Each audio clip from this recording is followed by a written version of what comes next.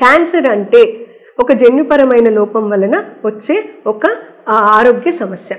ప్రతి మనిషిలో కూడా ఒక డీటెయిల్డ్ ప్రోగ్రామ్ అంటే సెల్ ప్రొలిఫరేషన్ సైకిల్ అంటాం. అంటే ప్రతి కణము ఎలా విభజన జరగాలి, కణ విభజన ప్రక్రియ అంటాం దాన్ని.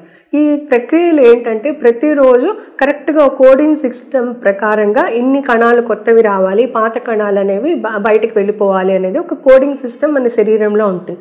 ఈ కోడింగ్ సిస్టంలో ఏవైనా మార్పులు జరిగినప్పుడు ఈ కణ విభజన అనేది సాధారణ రేట్ కంటే ఎక్కువ రేట్లో జరుగుతూ ఉంటుంది అనమాట. అంటే సుమారు ఒక 100 కణాలు అవసరమైన చోట 10,000 కణాలు అనేవి ఉత్పత్తి జరుగుతాయి.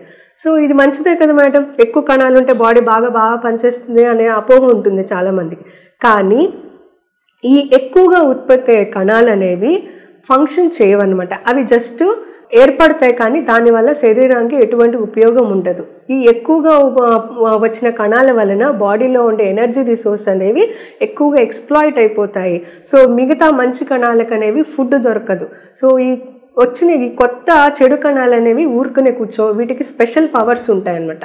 అవి ఏంటంటే ఇవి త్వరగా స్ప్రెడ్ అయిపోతూ ఉంటాయి, త్వరగా ప్రొలిఫరేషన్ జరుగుతూ ఉంటాయి. అలాగే పక్కన అవయవాలకి తినేస్తూ ఉంటాయి, ఆ బ్లడ్లోకి ఎంటర్ అయిపోయి దూరంగా ఉండే అవయవాలకు కూడా స్ప్రెడ్ అవుతూ ఉంటాయి.